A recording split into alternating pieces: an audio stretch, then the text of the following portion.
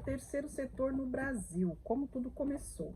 Bom, nós estamos aí em novos vídeos e a gente está falando, relembrando um pouquinho a nossa história, até a gente chegar nos assuntos específicos, mas é importante a gente relembrar quem a gente é, quais são as nossas origens, para fazer sentido e revisar se realmente nós estamos atuando dentro da proposta, do que é a proposta do terceiro setor. Então, nós já falamos sobre como o terceiro setor começou no mundo, um resumo, uma pincelada. É claro que a gente não se esgota em 6 minutos, é só para aguçar vocês, para que vocês possam ir atrás de outras informações. Mas hoje a gente vai pensar um pouquinho sobre o terceiro setor no Brasil. Lembrando que o mundo estava nessa fase de desenvolvimento, expansão, Revolução Industrial, Revolução Francesa, capitalismo chegando no mundo todo, se espalhando, e com isso surgem as diversas desigualdades sociais. E dentre essas desigualdades sociais existem também as posições sociais, né? As posições sociais, onde existiam, por exemplo, as filhas dos senhores que eram donos de grandes propriedades, ou até mesmo pessoas que não tinham condições de sobrevivência e acabavam, as mulheres, engravidando, e não tinham como, no caso das mulheres pobres, não tinham como sustentar os seus filhos. No caso das meninas que eram filhas dos grandes senhores, os proprietários de terra e de grandes poderes financeiros, né, aquisição financeira, eram moças solteiras e não queriam passar pelo vexame da época de uma mulher estar grávida sem ter sido casada. Infelizmente retrata de uma sociedade racista, não só racista também, mas machista, que a gente vive até hoje também. Então, com isso, existiam as Santas Casas de Misericórdias no Brasil. E em Santos tinha a Santa Casa de Misericórdia, e todas as Santas Casas do mundo tinham o que eles chamavam a Roda dos Expostos. Eu já tenho um vídeo sobre isso. A Roda dos Expostos era uma roda, literalmente, de exposição daquelas crianças que eram abandonadas pelas suas mães. As mulheres engravidavam, então, as que não tinham condições ou as que tinham vergonha, que eram as meninas ricas, solteiras, colocavam as crianças nessa roda, tocavam sininho, e as freiras recebiam essas crianças para serem cuidadas no orfanato, nas Santas Casas mesmo. É como se estivesse surgindo um orfanato, né? Não existia ainda essa terminologia. Mas as Santas Casas de Misericórdia que eram responsáveis por cuidar dessas crianças. E lá em Santos foi onde começou, então, essa ideia de assistência, de atendimento, né? De assistencialismo às famílias nesse aspecto. E aí essas instituições filantrópicas foram crescendo no Brasil e aí foram se tornando referência. Por isso que, quando a gente fala em assistência social, e aí você pode procurar na história, está muito ligada com a questão cristã, católica, né? Todo esse movimento no mundo, toda essa situação, a igreja sempre se pronunciava com uma atitude de assistencialismo, de apoio, de ajuda para a sociedade. E aí, quando chega isso no Brasil, isso também se torna muito forte. No mundo já era forte, no Brasil também chegou mais forte também, que também faz parte do mundo, né, gente? Por favor. Então, o terceiro setor é formado por organizações, que são organizações privadas, que são não governamentais. A gente chamava muito de ONG, agora a gente chama de OSC, Organização da Sociedade Civil. Depois o marco regulatório da Lei 13.019, principalmente para aquelas organizações que querem fazer parceria com o governo, mas todas elas agora são chamadas organizações da sociedade civil. Então são elas que prestam serviços públicos, lembram? Primeiro setor, Estado, responsabilidade de cuidar da sociedade, não dá conta. Segundo setor são as empresas, é o privado, né? Gera capital, ele quer gerar capital e retorno financeiro. Mas também não dá alcance porque não dá retorno, não consegue retorno na sua totalidade. E aí com isso então surge o terceiro setor, que é esse braço do primeiro e do segundo setores aí dentro da sociedade. Como surge essa questão de terceiro setor, de assistência, de assistencialismo?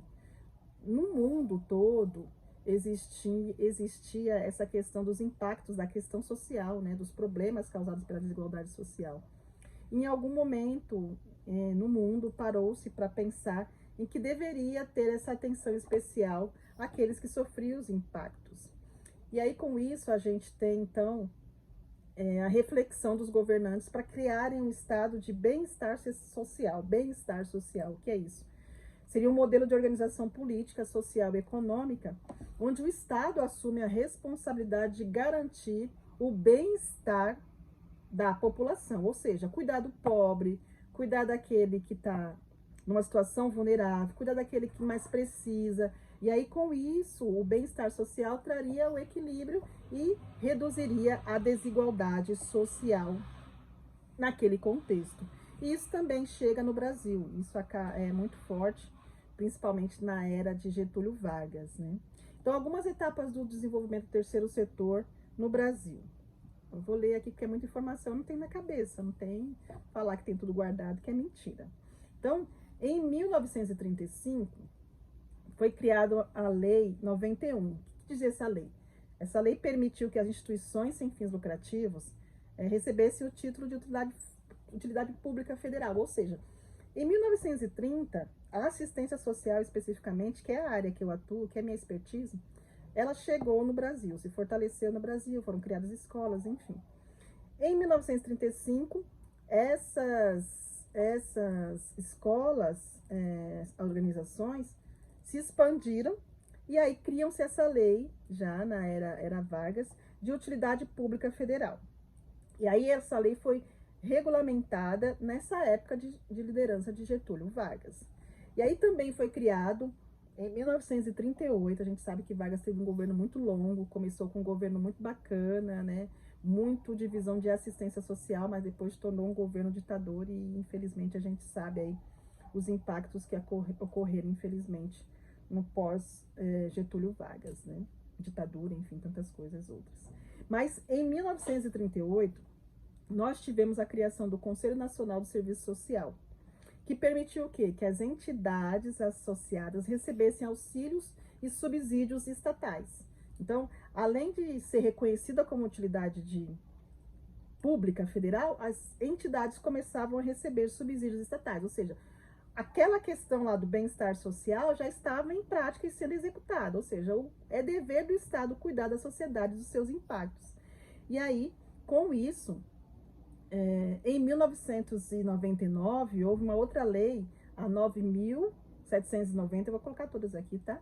Que disciplinou parcerias entre entidades de direito privado e direito público, parcerias entre privado e público, ou seja, o governo poderia agora fazer parceria com as organizações para fazer esses repasses para que elas pudessem atuar dentro do terceiro setor, dentro da assistência social e promover a assistência social, a justiça social, direitos humanos, enfim. Resumindo, para esse vídeo não ficar muito longo, hoje no Brasil nós temos mais de 800 mil organizações sem fins lucrativos, bem mais. Esses dados aí já estão desde o ano passado, dado pelas grandes instituições como a BOMB, como o FIF, enfim, Observatório do Terceiro Setor, que falam esses dados, né? E o terceiro setor contribui muito para o Brasil, muito para o crescimento do Brasil. O ano passado, o terceiro setor representou aproximadamente 4,27% do PIB nacional, Produto Interno Bruto. É pouco, comparado com muitos países aí, que chega a ser 30%, e é pouco do Brasil, nem 10%. Mas é um avanço dentro da economia, dentro do impacto que a gente anda tendo. Então, o terceiro setor no Brasil, ele vem com esse aspecto também, assim como no mundo, de procurar sanar as suas dificuldades e problemáticas sociais. Agora, é claro que diante de todo o cenário e toda a história que aconteceu no Brasil, a gente tem impactos sociais muito mais amplos e negativos do que em todo o mundo, né? Então, é uma questão para a gente trabalhar e conversar diante do quadro que a gente tem mais de 800 mil organizações que existem. Que graças a Deus que elas existem, mas o ideal é que elas não existissem. Porque quanto mais organização se existe, mais deduz que nós temos problemas e questões sociais a serem resolvidas. Então é isso. O terceiro setor no Brasil chega aí na década de 90 fortalecendo.